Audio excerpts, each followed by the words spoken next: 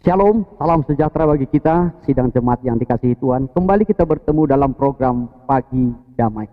Kali ini kita akan mengikuti edisi Lihatlah, Tuhan ada di sisimu. Ini dikutip dari cerita tentang pemuda dari Nain yang mati dan dibangkitkan oleh Yesus, anak daripada seorang janda. Dari Injil Lukas, dari pasalnya yang ke-7, dari ayat 11 sampai kepada ayatnya yang ke-15. Terlebih dahulu saya akan bacakan bagi kita bagaimana firman Tuhan ini. Demikianlah firman Tuhan, Lukas 7 dari ayat 11 kita mulai. Kemudian Yesus pergi ke suatu kota yang bernama Nain. Murid-muridnya pergi bersama-sama dengan dia dan juga orang banyak menyertainya berbondong-bondong. Setelah ia dekat pintu gerbang kota, ada orang mati diusung keluar, anak laki-laki, anak tunggal ibunya yang sudah janda, dan banyak orang dari kota itu menyertai janda itu. Dan ketika Tuhan melihat janda itu, tergeraklah hatinya oleh belas kasihan, lalu ia berkata kepadanya, "Jangan menangis." Sambil menghampiri usungan itu, ia menyentuhnya, dan sedang para pengusung berhenti, ia berkata, "Hai anak muda, aku berkata kepadamu, bangkitlah." Maka bangunlah orang itu dan duduk dan mulai berkata-kata, dan Yesus menyerahkannya kepada ibunya. Puji Tuhan, saudara. Sekali lagi, ini cerita seorang pemuda, anak tunggal daripada seorang janda dari kota Nain. Ketika mati, sudah diusung dan hendak dikuburkan. Namun, Yesus ada di kota itu dan tidak secara kebetulan, saudara, tidak disangka-sangka, tidak ada janjian untuk bertemu, dan Yesus bertemu dengan mereka ketika pemuda yang hendak dimakamkan, dikuburkan ini sudah mulai keluar dari kota itu. Saudara yang terkasih dalam Kristus, yang saya mau sampaikan hal yang pertama bahwasanya sering sekali kita memiliki masalah ya dalam kehidupan kita, dan masalah itu akan membuat kita terkadang melamun, membuat kita bersedih, bahkan juga menangis, dan tidak mencari Tuhan. Masalah seringkali membuat kita larut dalam kesedihan. Masalah seringkali membuat kita menangis. Ya, saudara, bahkan mungkin tidak kenal dengan waktu. Ya, dengan berlarut-larut. Ya, sama seperti janda dari kota Nain ini. Tetapi seringkali kita tidak mencari Tuhan. Bahkan Tuhan kadangkala ada di sisi kita. Kita tidak bisa melihat. Oleh sebab kita fokus kepada masalah kita. Tanpa kita menyadari kadangkala Tuhan ada di sisi kita. Tuhan ada di hadapan kita. Tetapi karena kita fokus kepada masalah, sehingga Tuhan yang ada di sisi kita pun kita tidak lihat. Tuhan yang ada di sisi kita pun sepertinya kita tidak mengetahuinya. Iya, saudara. Ya. Oleh karena kita selalu berfokus kepada masalah. Nah, kalau kita memperhatikan satu contoh juga, ketika Yesus mati dan bangkit pada hari yang ketiga, dalam Injil Yohanes pada pasalnya yang ke-20 dalam ayat 15, maka pada pagi-pagi benar Maria Magdalena pergi ke kubur. Ya, namun ketika dia pergi ke kubur, ternyata Yesus sudah bangkit. Ya, Yesus sudah bangkit. Dan Maria Magdalena masih bersedih. Ya, apalagi dia sudah melihat kubur itu terbuka dan dia tidak menemukan mayat Yesus di sana. Maka dia semakin bersedih. Karena dia merasa bahwasanya Yesus sudah mati dan Yesus dikuburkan. Bukan hanya dikuburkan, dia melihat kubur itu sudah terbuka dan tidak ada mayat Yesus. Dia merasa bahwasanya ada yang mencuri mayatnya. Maka kesedihannya makin bertambah-tambah. Dia tidak tahu kalau Yesus itu sudah bangkit dan ada di sisinya. Dan Yesus menyapanya, Yesus menegurnya. Yesus berkata, "Apa yang kau cari, ibu?"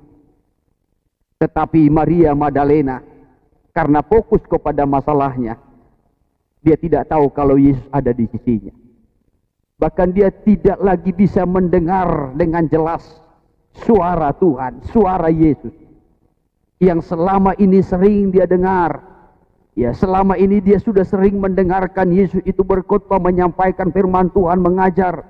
Tetapi karena Maria Magdalena fokus kepada masalahnya, maka suara Tuhan pun tidak bisa lagi dia bedakan.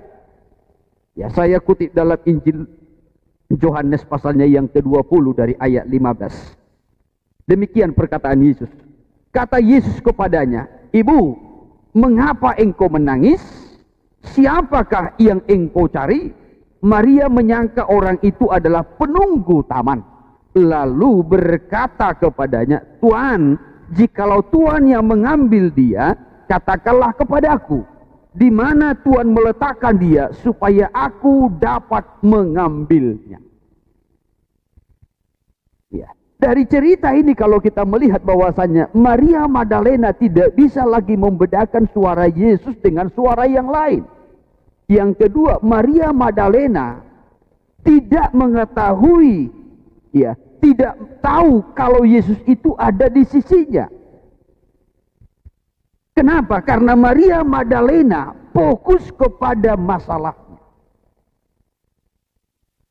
Sehingga Maria Magdalena, ya saudara, tidak bisa melihat Yesus yang ada di sisinya.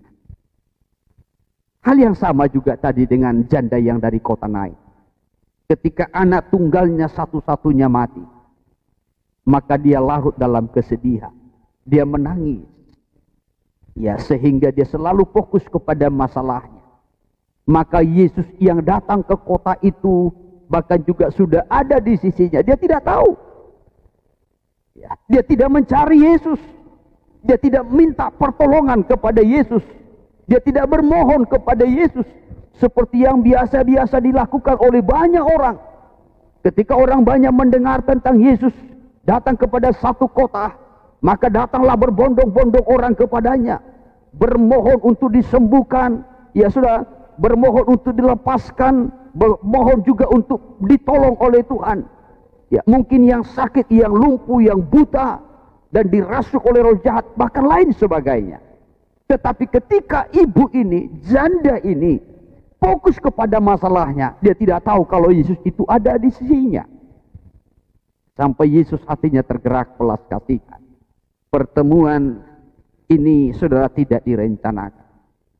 Yesus tidak tahu sebelumnya kalau di kota Nain itu ada pemuda yang mati. Dan janda ini juga tidak tahu kalau Yesus datang ke situ. Namun ketika ada satu kesempatan, maka seharusnya kesempatan itu kita rebut. Ketika ada waktu, seharusnya waktu yang ada itu kita pergunakan dengan baik. Iya, kalau selama ini kita fokus dengan masalah kita larut dalam masalah kita, sehingga seringkali kita melamun, seringkali mungkin kita juga bisa terbawa kepada keadaan putus asa, kita kecewa, kita bersedih, kita menangis, ya sudah, larut dalam kesedihan, larut dalam tangisan oleh karena masalah pergumulan-pergumulan yang kita alami. Mungkin kita tidak kematian anak, mungkin persoalan kita persoalan ekonomi, mungkin persoalan kita membesarkan anak, persoalan kita mungkin menyekolahkan anak, mungkin persoalan kita persoalan pekerjaan, persoalan usaha yang semakin merosot, mungkin persoalan kita adalah persoalan melawan dosa, menghadapi dosa, menghadapi kelemahan-kelemahan daging kita. Mungkin persoalan kita persoalan pelayanan, sudah, persoalan hidup, mungkin persoalan kita persoalan keluarga dan lain sebagainya. Ada banyak persoalan-persoalan yang mungkin kita alami, kita hadapi dalam hidup ini, yang membuat kita harus bersedih, membuat kita menangis, dan kita larut dalam kesedihan itu tanpa kita sadari sebenarnya Yesus ada di sisi kita. Ya, jemaat yang dikasihi Tuhan, kadang pertemuan kita dengan Tuhan itu tidak direncanakan.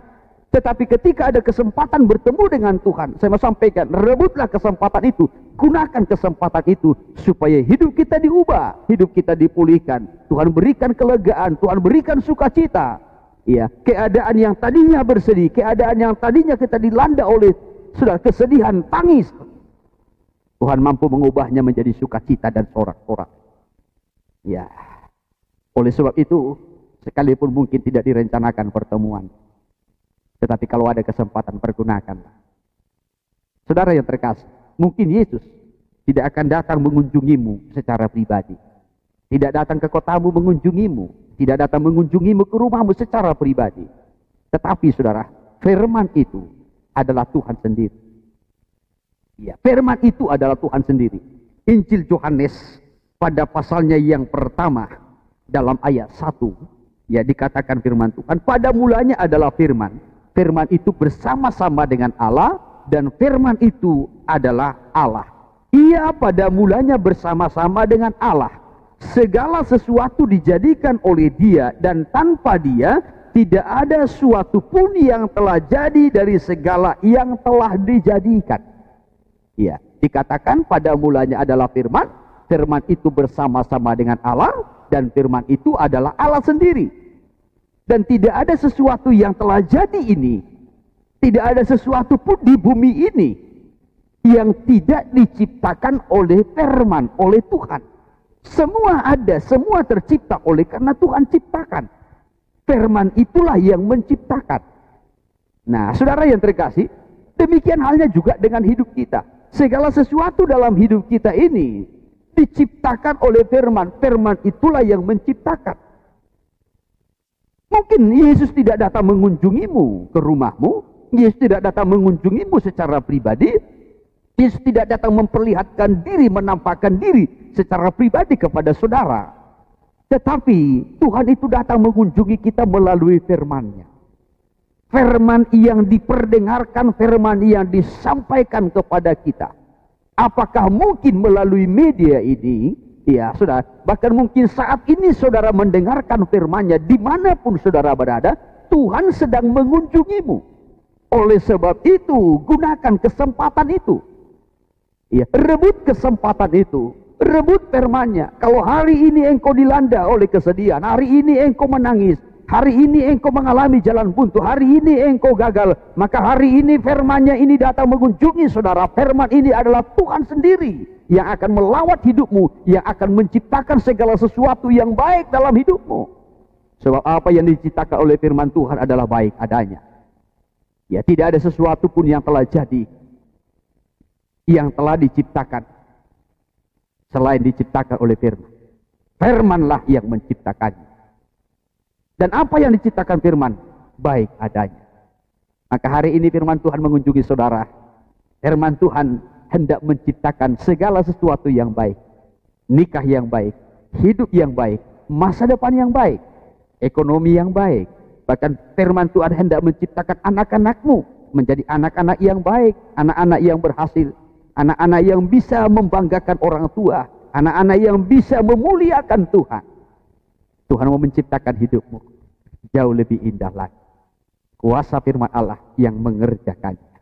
Ayat yang keempat sampai kepada ayat 5. Dalam Dia ada hidup, dan hidup itu adalah terang manusia. Terang itu bercahaya di dalam kegelapan, dan kegelapan itu tidak menguasainya. Iya. Firman itu adalah terang. Terang itu bercahaya di dalam kita. Dan kegelapan, dosa, tidak menguasainya. Kalau firman Allah itu, saudara, sudah kita terima, maka dosa itu tidak lagi menguasai, kegelapan itu tidak lagi menguasai. Tetapi hidup kita akan diterangi oleh firman itu. Sehingga semuanya indah. Saya yakin kalau kita hidup dalam terang, itu adalah hidup yang sangat indah. Kalau kita hidup dalam terang, kita tidak akan tersandung. Ya, sebab terang itu akan menerangi kita. Terang itu menerangi nikah kita. Terang itu akan menerangi seluruh bagian kehidupan kita. Sehingga kita bisa bersuka cita, kita bisa berbahagia. Oleh karena firman Tuhan yang menciptakan segala sesuatu yang baik dan indah. Untuk itu, sidang jemaat yang dikasihi Tuhan, jangan fokus kepada masalah, tetapi sadarilah Tuhan ada di sisimu. Dia hendak mengubah seluruh kehidupan kita supaya hidup kita lebih indah lagi. Tuhan tidak datang mengunjungimu secara pribadi, tetapi firman-Nya lah yang datang mengunjungimu pada hari ini dan hendak menciptakan segala sesuatunya menjadi indah dan baik adanya. Puji Tuhan, kiranya Tuhan memberkati kita sekalian ya. Haleluya.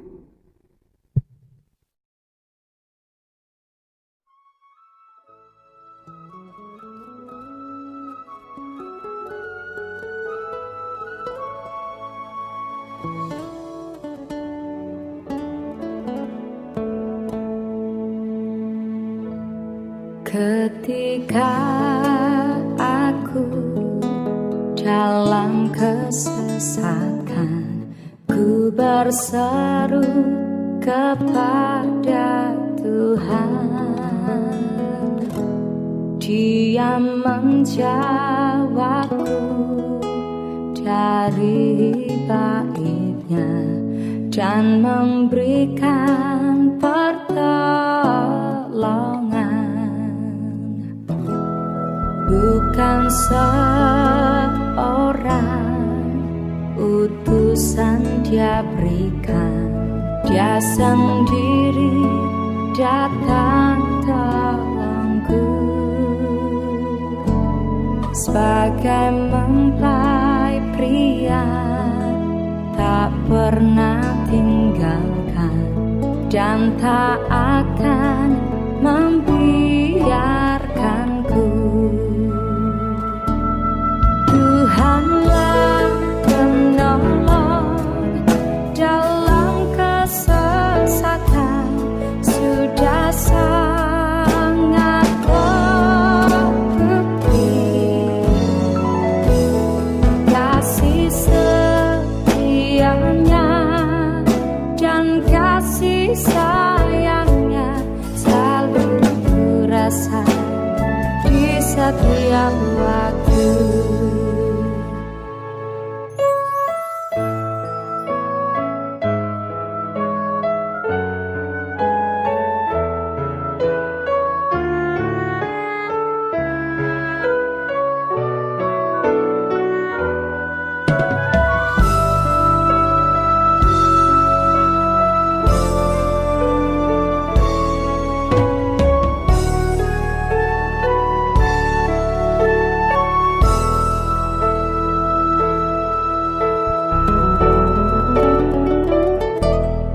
Ketika aku dalam kesesatan, ku berseru kepada Tuhan. Dia menjawabku dari baitnya dan memberikan pertolongan.